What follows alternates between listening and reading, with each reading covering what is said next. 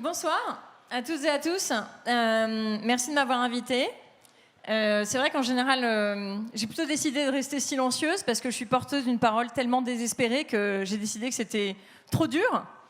Et j'ai accepté de venir, évidemment, soutenir Éric Piolle et votre équipe parce que je ne vais peut-être pas dire que j'ai de l'espoir grâce à toi, mais quand même une forme. Et je pense que vous avez dit des choses très importantes, donc je n'ai pas besoin de me redire sur des fondamentaux de cette campagne, du bilan que vous avez, puisqu'il y a la politique pensante que tu incarnes déjà. Je pense que ton livre « Grandir ensemble » est un livre important qu'il faut lire, et aussi de la politique agissante. Donc on a un peu les deux faces d'une même pièce de la politique qui doit penser et agir. Donc on est bien ici. Mais au-delà de ça, si je devais dire en un mot pourquoi il faut voter pour toi, c'est parce que tu n'es pas pervers. Et c'est rare en politique, mon Dieu. Et alors tu n'es pas pervers, ce qui est bien, c'est important, parce que l'exemplarité, ça reste une aventure humaine. On est quand même des humains. C'est notre aventure humaine. Alors des humains avec un impact délirant sur la planète.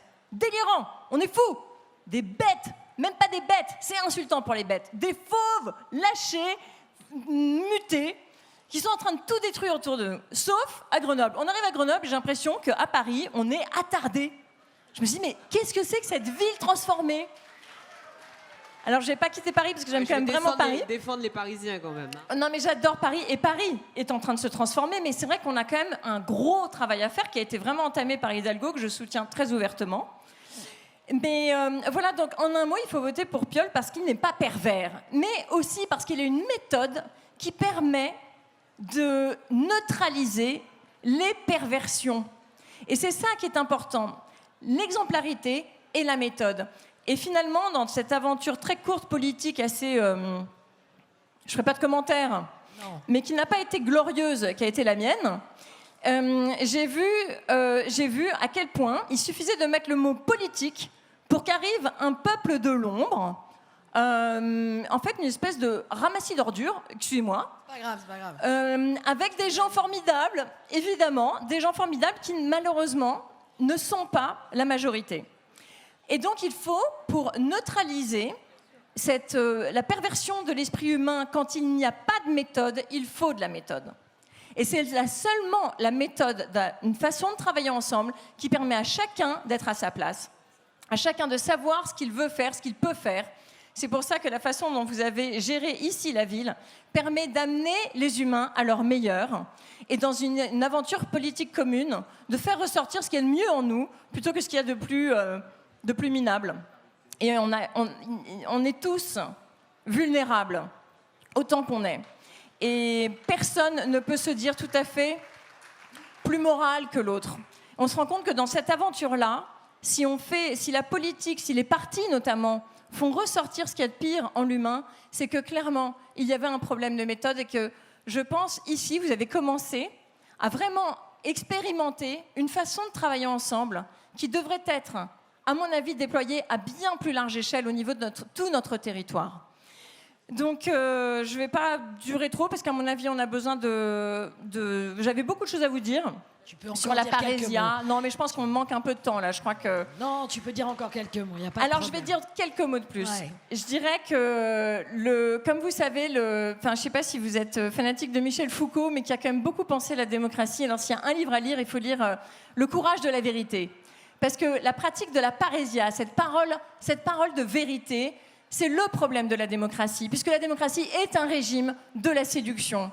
Alors, quand on est dans un rapport de séduction à l'autre, c'est pas le meilleur moment pour lui dire ces quatre vérités ou pour dire la vérité sur le monde à venir, qui est un monde sombre, dur, comme Éric le dit, comme vous le dites, mais il y a quand même aussi des choses à faire, et justement, parce que le péril est si grand, il y a tout à faire.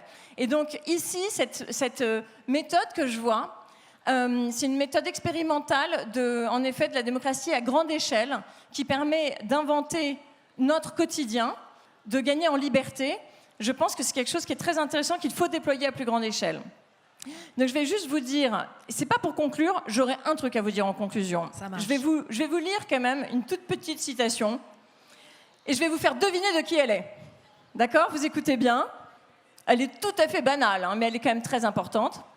faire tout le bien qu'on peut, aimer la liberté par-dessus tout, et quand ce serait devant un trône, ne jamais trahir la vérité.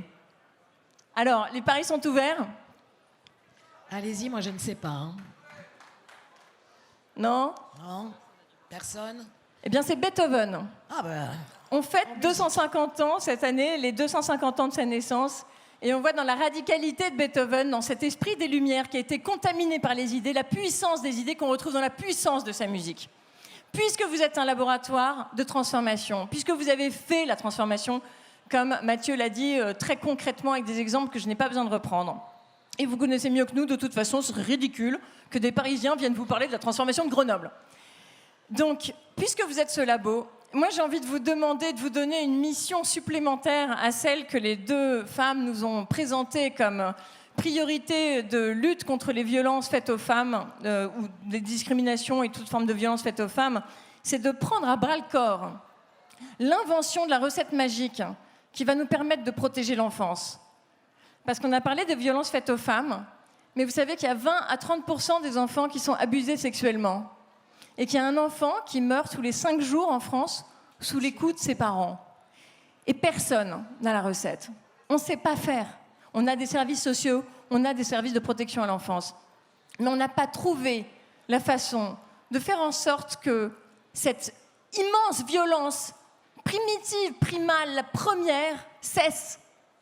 Et c'est ça qu'il faut inventer. Alors, puisque vous avez inventé des tas d'autres choses très compliquées, ça pourrait être votre mission.